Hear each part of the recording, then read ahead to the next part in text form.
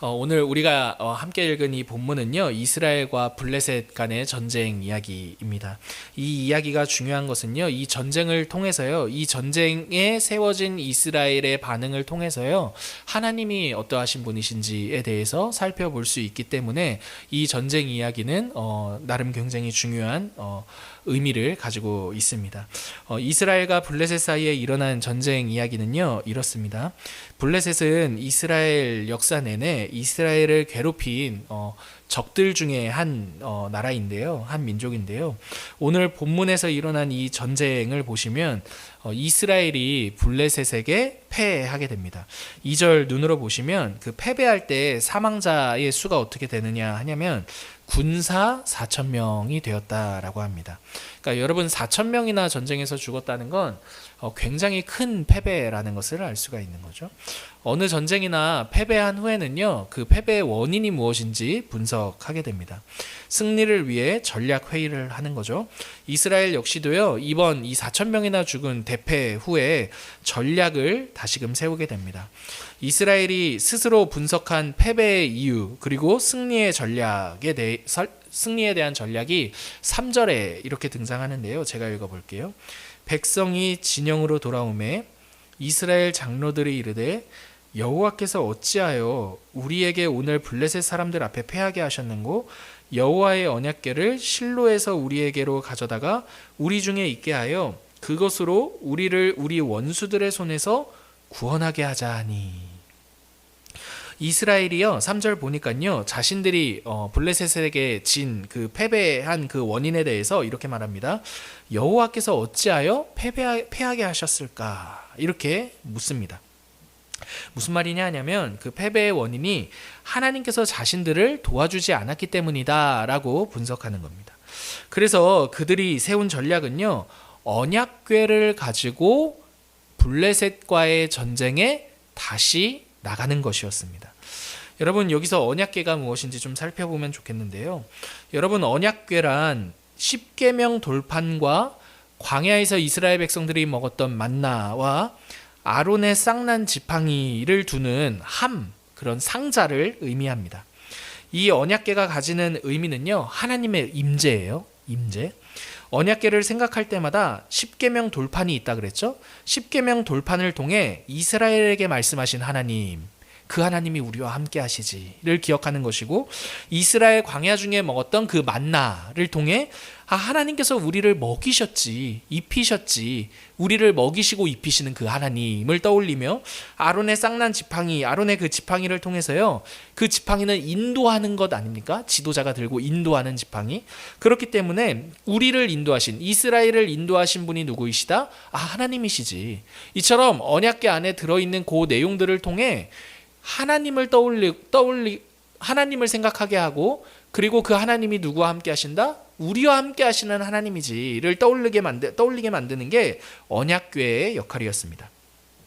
때문에 언약궤를 이해할 때 중요한 것은요, 언약궤 그 자체에 있는 것이 아니라 언약궤를 통해 누구를 생각하라? 하나님을 생각하라.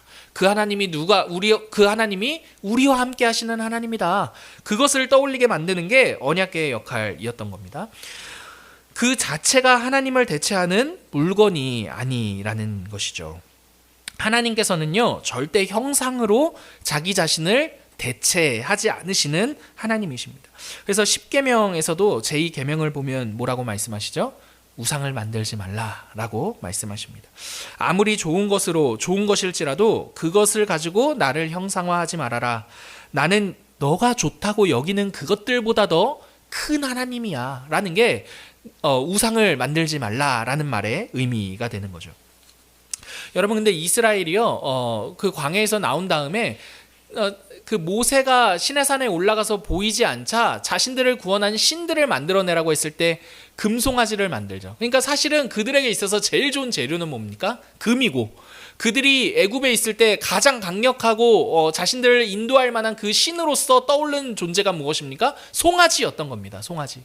그렇기 때문에 여러분, 지금 이스라엘은요, 자신들이 할 수 있는 가장 좋은 것을 만들어내다가 이게 하나님이다 이런 거거든요. 근데 그 하나님께서 이렇게 말씀하시는 거죠. 그 금송아지 사건에 엄청 진노하시지 않으셨습니까? 왜 진노하신 겁니까? 나는 니들이 좋다라고 니들의 손으로 만든 것보다 더 크고 놀라운 하나님이야. 그 이야기 하시는 게 금송아지 사건에 담긴 의미가 되는 거죠. 하나님께서 이렇게 형상으로 자신을 대체하는 그 사람들의 시도를 거절하신 것은요, 그러한 시도들이 하나님이 어떠하신 분이신지를 제대로 이해하지도 못할 따름뿐만 아니라요, 하나님을 축소시키고 더 나아가 자신들의 입맛대로 하나님을 사용하는 것이기 때문입니다. 여러분, 유치한 장면이 될 수는 있지만요, 예전에 공포영화 보시면요, 꼭 공포영화에 귀신 물리칠 때 뭘 들고 물리칩니까? 십자가 들고 물리치죠. 이렇게 막 십자가 들이대면 귀신들이 막 떠나고 힘을 잃는 장면들 아마도 기억하실 것입니다. 전형적으로 하나님을 상징물로 대체해서 이용하는 장면인 거죠. 거기에 하나님에 대한 경배나 하나님에 대한 신뢰와 같은 인격적인 반응은 전혀 없습니다. 하나님은 오로지 귀신을 쫓아내는 기능으로만 존재하고, 사람은 그 기능을 십자가로 대체해서 이용하는 거죠. 지금 본문 속 이스라엘도 그러한 것입니다. 자신들이 패배한 전쟁의 원인이요, 하나님께서 자신들을 돕지 않으셨기 때문이라고 여겼습니다. 분석을 했습니다. 근데 이 분석, 이 전제부터가요, 잘못된 것인 거죠. 하나님이 우리 편이 되어서 전쟁에 승리하는 게 아니라요, 사실은 이스라엘이 누구의 편인지를 따라 그 전쟁의 성패 여부는 갈라졌기 때문입니다. 그러니까 이스라엘은요, 하나님이 우리 편이신가 아닌가를 고민하는 게 아니라, 고민했어야 되는 게 아니라 우리가 누구 편에 서 있는가, 이걸 고민했었어야 정확한 패배에 대한 분석이 되었을 것입니다. 아무튼 그들은 자신의 분석을 따라, 이러한 분석을 따라서요, 하나님을요, 자신들이 손쉽게 사용할 수 있는 그러한 상징물로, 그러한 신으로 축소시킵니다. 그게 바로 언약궤를 가져다가 전쟁을 하자라는 그들의 전략이었습니다. 이 전략은요, 마치 십자가를 들고 귀신을 물리치는 테마사와 같이 하나님을 축소하고 이용하는 태도였던 거죠. 자신들의 승리를 위해 언약궤를 가지고 전쟁에 임한 이스라엘의 모습은요, 굉장히 기세등등했습니다. 실제로 언약궤가 그 전장 한복판에 그 진영에 도착하자 이스라엘의 소리는요, 온 땅을 울릴 정도였다라고 본문은 기록하고 있습니다. 당연히 그 소리, 그 온 땅을 울릴 만한 그 소리가요, 블레셋의 귀에 들리게 되었죠. 블레셋 사람들이 이미 그 이스라엘의 하나님이 어떠한 하나님인지에 대해서 대략적으로 알고 있습니다. 그래서 어떻게 이야기하냐면, 여러 재앙으로 애굽인을 쳤던 그 신들 아니냐, 신 아니냐라고 말합니다. 그러니까 서로 간에 막 이야기하면서, 야, 애굽도 친 그 신인데 우리가 할 수 있을까? 막 이렇게 설왕설래했던 거죠. 큰일이 났다, 막 이런 분위기가 블레셋의 분위기였습니다. 그런데 블레셋 중에 어떤 사람이 또 이어서 이렇게 말하는 거예요. 야, 이래 주구나 저래 주구나, 대장부와 같이 한번 붙어보고나 말하자, 뭐 이러니까 갑자기 그 말 한마디에 분위기가 역정되어서 기세등등한 그 이스라엘과 한판 붙게 되는 게 오늘 우리가 읽은 이 본문의 내용이 됩니다. 그게 10절부터 22절 전반까지 일어나는 이 일들인데요, 크게 세 가지 사건이 일어납니다. 이 두 번째 전쟁으로 인해 첫 번째는요, 언약궤를 빼앗깁니다. 여러분, 언약궤를 빼앗겼다라는 건 무슨 의미이겠어요? 전쟁에서 졌다는 의미죠. 그리고 그 전쟁에 어떻게 보면 리더격이 되는 그 당시에 엘리 제사장의 두 아들 홈니와 비느하스가 죽습니다. 여러분, 전쟁에서 그 전쟁의 장수가, 리더가 죽는 건 굉장한 치명타인 거죠. 마지막으로요, 여러분, 이 소식을 듣게 된 엘리 제사장이 어떻게 됩니까? 죽습니다. 그리고 여러분, 이 전쟁의 결과도 굉장히 비참해요. 세 가지 외에도 이스라엘 사람이 3만 명이나 죽었다라고 말합니다. 이전에 4천 명보다도 더 큰 패배를 당하는 게 이스라엘이 하나님을 이용함으로써 치룬 전쟁의 결과였습니다. 여러분, 하나님께서요, 이스라엘과 적당히 타협하지 않으시는 걸 우리가 알 수 있는 거죠. 지금 이스라엘이 하나님을 어느 정도 자신들이 좀 조종하고 자신들이 구미에 맞게 하나님을 다루어 보려고 했는데, 여러분, 하나님이 절대 타협하지 않으십니다. 블레셋 사람들이요, 이 언약궤를 가져다가 자신들이 섬기는 다곤이라는 신전에 둡니다. 다곤은요, 곡식의 신이에요. 곡식의 신. 당시 농경 사회에서 곡식은 부와 권력의 상징이었습니다. 지금으로 하면 돈과 같은 게 곡식이었던 거죠. 자신들이 대단하게 여기는 그 신전의 전쟁에서 이긴 전리품이 된 거 아닙니까? 언약궤가. 그 전리품으로서 아주 당당하게 다곤 신전 앞에 받쳐두게 된 것입니다. 당시 사람들의 세계관에서는요, 나라와 민족과 민족, 나라와 나라의 전쟁은요, 자신들이 믿는 신들 간의 전쟁이었기 때문에요. 분명 블레셋은 다곤 신전에 언약궤를 이렇게 드리면서 자신들의 승리를 자축했을 것입니다. 야, 우리의 신 다곤 신에게 이 언약궤를 바칩니다. 라거나 아니면 당연히 다곤 신이 더 위대하다라는 식으로 언약궤를 그 안에 드렸을 것입니다. 하나의 이러한 전리품으로서 이스라엘의 그 신을 하나님을 다곤 신에게 드린 것이죠. 그게 언약궤를 다곤 신전에 두었다라는 말의 의미가 됩니다. 그런데 여러분, 이상한 일이 발생합니다. 다음날 다곤 신전에 가보니까요, 그 다곤 신이 언약궤 앞에 엎드려져 있었기 때문입니다. 놀랄만한 일이었던 거죠. 왜냐하면 여러분 생각해 보십시오. 다곤 신을요, 종이로 만들었겠습니까? 아니었겠죠. 그리고 여러분, 위대하면 위대할수록 크게 만드는 것 아시죠? 여러분, 형상은요, 위대하면, 나에게 의미가 있으면 의미가 있을수록 크고 위험 있게 만듭니다. 여러분, 그러니까 다곤 신이 그냥 뭐 바람결에 넘어졌다라고 상상할 수 없을 만큼의 그런 형상이었을 텐데, 그 형상이 언약궤 앞에 꼬꾸라져 있는 것, 엎드려져 있는 것은요, 굉장히 희한한 일이 된 거죠. 그리고 또 성경 저자가 이거를 그냥 꼬꾸라졌다, 미끄러졌다, 뭐 엎어져 있다가 아니라 엎드러져 있다. 여러분, 뭔가 위험 있는 존재에 엎드러지는 것 아닙니까? 여러분, 그런 이 예사로운 일이 예사롭지 않은 일이 일어나게 됩니다. 사람들이요, 다시금 다곤 신을 다시 세웁니다. 그리고 다음날 다시 신전으로 들어가 보니까요, 이번에는 상황이 이전보다 더 심각합니다. 엎드러져 있을 뿐더러 더 나아가 머리와 손목은 끊어져 있으며 몸뚱이만 나뒹굴어져 있었기 때문입니다. 여러분, 거기서 끝이 아니었습니다. 블레셋 전역에요, 독한 종기의 재앙이 일어났습니다. 블레셋 사람들 모두가요, 이게 그냥 일어난 일이 아니라는 것을 알게 되는 거죠. 이 모든 일들이 이스라엘의 하나님으로부터 비롯된 일이라는 것을 고백하게 됩니다. 그게 5장 11절의 내용이거든요. 우리 5장 11절 같이 한번 읽어보실까요?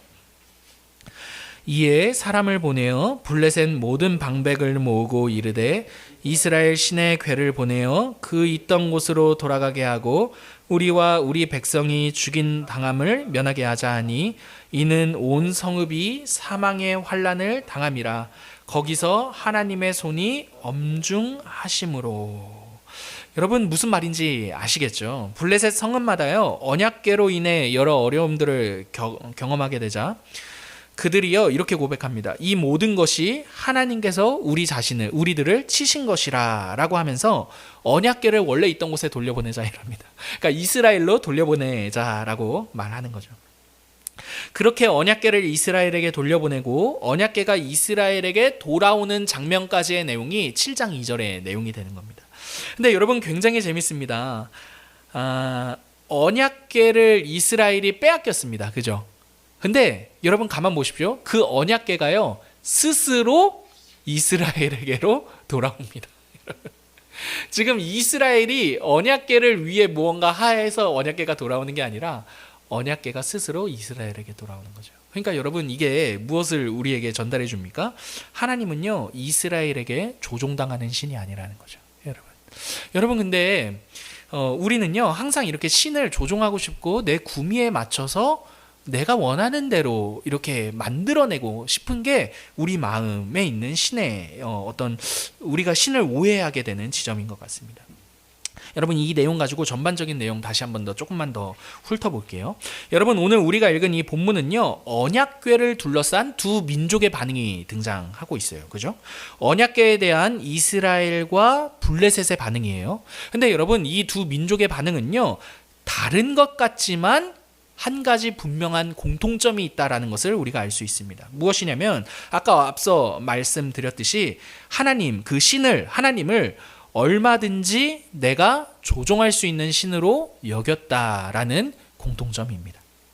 여러분 어찌 보면 이러한 인식은요 블레셋에게 있어서는 당연한 관점입니다. 왜냐하면 다곤 신을 통해서 알 수 있듯이요 그들에게 신이란 자신들에게 얼마나 유용하며 그죠? 다곤이 무슨 신이라고 했습니까? 곡식의 신. 곡식의 신을 섬김으로써 얻고자 하는 것은 무엇입니까? 곡식이었겠죠. 여러분 그렇기 때문에 그들에게 신이란 자신들의 이익을 위해 얼마나 유용한가. 그리고 또 나의 이익을 위해 내가 조종할 수 있는지 없는지의 여부가 그 신에 대한 인상이었기 때문입니다. 그들에게 다곤신이 가져다 주는 유익은요 곡식인 거죠. 그들은 다곤신으로부터 곡식을 얻기 위해 다곤신이 기뻐할 일을 제공합니다. 그죠? 뭐 제사라든지 그 막 다곤신을 기쁘게 막 함으로써 다곤신을 막 이렇게 기분 좋게 만들므로써 자신들이 원하는 것을 받고자 하는 것. 여러분 이게 조종 아닙니까? 조종. 이러한 관계가 그 다곤신과 블레셋 사이의 관계였던 거죠. 여러분 이렇게 서로 줌으로써 무엇인가 목적이 있기 때문에 그 신을 조종하는 이러한 관계. 그 신도 무언가 내가 좋은 것을 받았기 때문에 그들에게 내가 줄 수 있는 좋은 것을 주는 이러한 관계. 이러한 관계는요 여러분 인격적인 관계가 아니라는 것을 기억해야 할 것입니다. 나를 위해 신을 사용하고 나를 위해 신을 이용하는 게 전부인 거죠. 이 관계 안에서는 서로 간에 이익을 위해 주고받는 것 외에 그 관계에서 찾을 수 있는 것은 아무것도 없는 겁니다. 근데 여러분 문제는요 이스라엘 역시도 하나님을 그렇게 생각했다라는 점에 있습니다. 그래서 그들은요 전쟁에서 패배한 이후에 블레셋과의 전쟁에서 패배한 이유를요 그들의 조상과 달리 사사시대에 보면 그 조상들은 하나님께 대하여 묻거든요. 근데 그들과 달리 하나님께 묻지도 않았으며 도리어 하나님을요 언약궤와 같은 상징물로 축소시켜서 자신들을 위한 부적 정도로 하나님을 이용합니다. 여러분 이는 하나님을 인격적인 존재가 아니라요 블레셋과 마찬가지로 내가 마음대로 관리하며 조종할 수 있는 신으로 전락시킨 것이죠. 그러나 여러분 기억하십시오. 우리가 믿는 하나님은요 인격적인 분이십니다. 여러분 인격적이라는 이 말은요 그분이 우리를 대하시는 그분의 존재 방식입니다. 여러분 이 말에 대해서 이제 설명드릴게요. 여러분 하나님께서요 인격적으로 우리를 대우하신다라는 그러한 하나님이시라는 게 어디서 가장 찬란하고 분명하게 등장하는지 아십니까? 여러분 하나님이 이 세상을 사랑하사 독생자 자신의 하나뿐인 아들을 주셨다라는 데에서 아주 분명하게 드러납니다. 만약 하나님이요 단지 우리와의 관계를 인격적인 관계가 아니라요 어떤 이익을 위한 주고받는 관계 정도로 여기셨다면 이 세상에게 자신의 아들을 내어줄 이유가 절대 없는 거죠. 때문에 하나님께서 우리를 대하시는 방식은요 우리에게 무엇인가를 얻을 수 있을까가 아니라 우리의 존재 그 자체입니다. 여러분 그래서 하나님은요 우리를 기능으로 판단하시는 하나님이 아니시라요 우리를 존재 그 자체로 대우하시는 하나님이시고 그렇기 때문에 이 세상을 향해 누구를 내어주신 것입니까? 아들을 내어주신 것입니다. 여러분 그런데 이스라엘과 또는 우리는요 하나님을 이렇게 인격적인 신이 아니라 이런 하나님을 인격적인 하나님으로 이해하는 것이 아니라요 내가 관리할 수 있는 신 정도로 이해하고 싶어 할 때가 굉장히 많은 거죠. 여러분 이렇지 않습니까? 내가 하나님의 비위를 잘 맞추고 적당히 말도 잘 들음으로써 내가 원하는 보상을 기대하는 것입니다. 물론 여러분 우리 중에는요 저는 그렇게 신앙생활 하지 않습니다 라고 말하실 것입니다. 대부분 그렇게 신앙생활 이렇게 하지 않으신다는 것 제가 잘 알고 있습니다. 여러분 우리는요 노골적으로 막 이렇게 내가 하나님 비위도 잘 맞추고 적당하게 말도 잘 들음으로써 하나님께로부터 보상을 받아야지. 여러분 이렇게 노골적으로 생각하시면서 신앙생활 하시는 분은 아마 아무도 안 계실 것입니다. 그러나 여러분 만약 한번 생각해 보십시오. 만약에 그럼에도 불구하고 내가 원하는 대로 내 인생이 되지 않는다고 분노하거나 슬퍼하거나 또는 체념하고 있다면요 여러분 우리는 하나님을 인격적인 하나님이 아니라 내가 원하는 대로 보상해 주시는 하나님 정도로 생각하고 이해하는 것일 수도 있을 것입니다. 왜냐하면 그러한 분노와 슬픔과 체념과 같은 것들은 하나님이 어떠한 분이신지 모르는 데에서 나오는 우리들의 결과이기 때문입니다. 여러분, 물론 우리의 삶이 우리의 뜻대로 되지 않아 분노할 수 있습니다. 그리고요, 슬퍼할 수도 있습니다. 그리고 체념할 수도 있습니다. 그러나 분노에 사로잡혀 있거나 슬픔에 사로잡혀 있거나 체념에 사로잡혀 우리의 삶을 관심 없이 바라보는 태도는요, 하나님을 보상으로 이해하기 때문에 우리 안에 필연적으로 일어나는 반응이라는 것을 기억해야 합니다. 하나님을 하나님 자신으로 기뻐하지 않을 때에 우리는요, 반드시 분노에 사로잡히거나 슬픔에 사로잡히거나 아니면 체념으로 우리의 인생을 대하게 되기 때문입니다. 사랑하는 성도 여러분, 하나님은요, 우리를 우리 자신으로서 기뻐하시는 하나님이십니다. 여러분 믿으세요? 여러분, 하나님은요, 우리를 우리 자신으로 기뻐하시는 하나님이세요. 여러분, 이게 우리에게 복음 아닙니까? 여러분, 어느 세상에 우리가 우리 자신을 우리 자신으로서 기뻐하는 관계를 바람에도 불구하고 사실은 날마다 우리가 그러한 바람과 다른 한계를 경험하며 마주하며 살고 있지 않습니까? 근데 여러분, 우리의 이 진정한 바람을 이루시는 분이 바로 하나님이시라는 사실이기 때문에 이 내용이 우리에게 복음이라는 것입니다. 여러분, 하나님은요, 우리를 우리 자신으로 기뻐하시는 하나님이십니다. 여러분, 진짜 우리가 우리 자신으로서 기뻐해 줄 수 있는 상대를 만나고 싶어 하지 않습니까? 여러분, 우리가 가만히 있어 보십시오. 우리가 왜 관계에 있어서 상처를 받고 왜 우리 가족임에도 불구하고 가족 안에서 상실감을 경험하게 됩니까? 진짜 나를 나 자체로 기뻐하고 받아줘야 할 그 대상이 나를 그렇게 받아주지 못하기 때문에 우리가 그러한 상실감을 느끼게 되는 것 아니냐는 말입니다. 하지만 여러분, 상실하지 않으셔도 됩니다. 왜냐하면 하나님이 계시기 때문입니다. 그 하나님이요, 여러분, 우리를 우리 자신으로 기뻐하시는 하나님이십니다. 그렇기 때문에 여러분, 그 하나님은요, 우리를 조종하지 않으세요. 도리어 우리를 사랑하시는 하나님이신 거죠. 여러분, 사랑은요, 사랑을 조종하는 게 아닙니다. 사랑을 조종할 때 사용하는 우리 안에 방법이 있어요. 그게 무엇이냐면 공포입니다. 공포. 상대를 조종하는 우리의 방법, 공포. 여러분, 이 공포심은요, 두 가지로 나타나요. 첫 번째는요, 먼저는 분노와 협박입니다. 상대를 조종할 때 우리가 분노와 협박을 많이 사용하지 않습니까? 야, 너 이렇게 하면 너 이렇게 나와? 이렇게 나오면 내가 어떻게 하는지 한번 봐. 라든지 아니면 내가 이렇게 말했는데 너 안 해? 안 하면 너 한번 보자. 여러분, 이렇게 협박과 분노하는 거. 여러분, 이게 대표적으로 우리가 상대를 조종하려고 할 때 하는 우리의 말들, 우리의 태도들 아닙니까? 여러분, 이게 왜 이렇게 제가 자연스럽나 하냐면 제가 진유에게 자주 사용하는 방법이기 때문입니다. 여러분, 막 분노하고 협박하는 거죠. 내 뜻대로 하게끔 조종하는. 여러분, 이와 반대로요, 상대에게 잘해주는 것도 있습니다.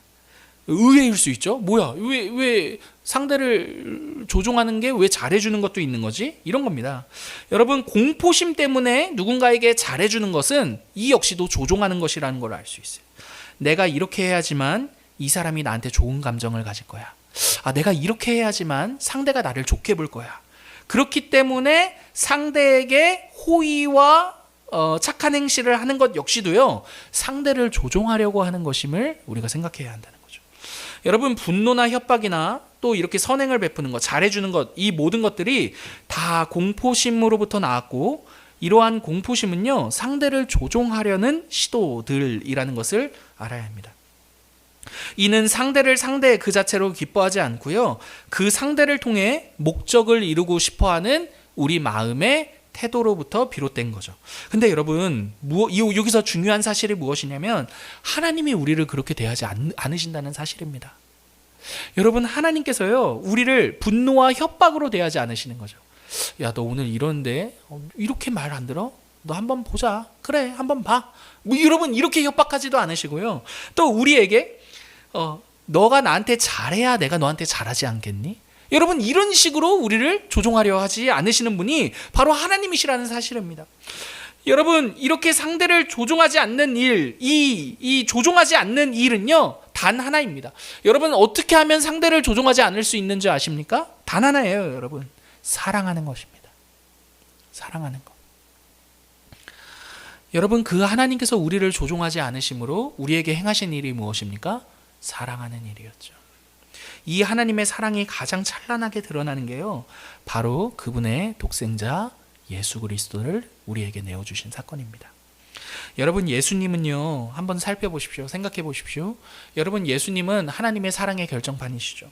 여러분, 그분은요, 우리를 조종하시는 분이 아니셨습니다. 왜냐하면 예수님은요, 우리를 협박하시는 하나님이 아니셨기 때문이에요.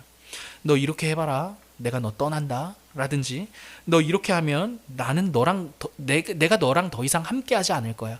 여러분, 이러지 않으셨습니다. 그분의 이름이 무엇이었습니까? 임마누엘, 하나님이 그들의 백성과 함께 하실 것이다. 여러분, 오히려 그분은요, 우리와 함께 하시며 자신을 내어주시기까지 하셨습니다. 여러분, 이는 우리에게 호감을 사서요, 우리를 조종하기 위함도 아니었습니다. 이런 거죠. 야, 내가 너를 위해 십자가까지 졌는데 너 이렇게밖에 못 살아? 여러분, 이런 말을 하시는 분이 아니시라는 겁니다. 그래서 예수님은요, 십자가에 달려 죽으실 때에도 하나님을 향해 이렇게 기도하셨습니다. 저들이 하는 일을 알지 못합니다. 아버지요, 저들이 지금 나를 십자가에 못 박는 그 일도 저들이 알지 못합니다. 무슨 일을 하는지 알지 못합니다. 저들의 죄를 용서하여 주옵소서.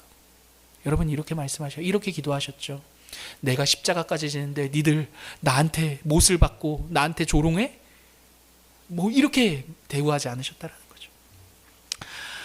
여러분, 예수님은요, 우리를 조종하시는 하나님이 아니라 우리를 위해 기꺼이 자기 자신을 내어주시며 우리를 사랑하신 분이셨습니다. 예수님은요, 우리를 조종하지 않으시고 우리에 대하여 오래 참으시며 우리의 모든 것을 그분이 견디셨다라고 말합니다.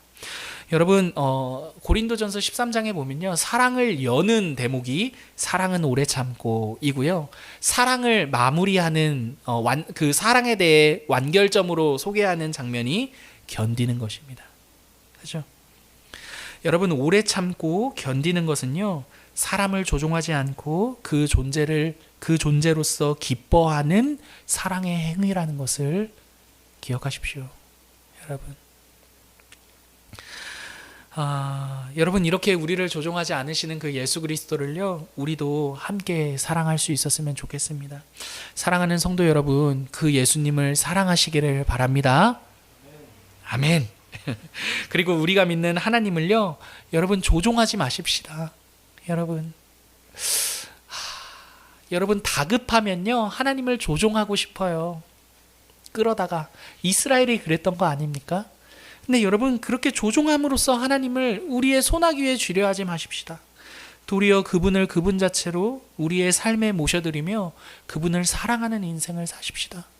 왜냐하면 그분이야말로, 그분 역시도 우리 존재 그 자체로 기뻐하신 하나님이시기 때문이죠. 여러분, 우리를 향한 그 하나님의 사랑을 신뢰하면서요, 우리의 삶을 용기 내어 살아가시는 저와 우리 사랑하는 성도님들 되시기를 간절히 기도합니다. 아멘.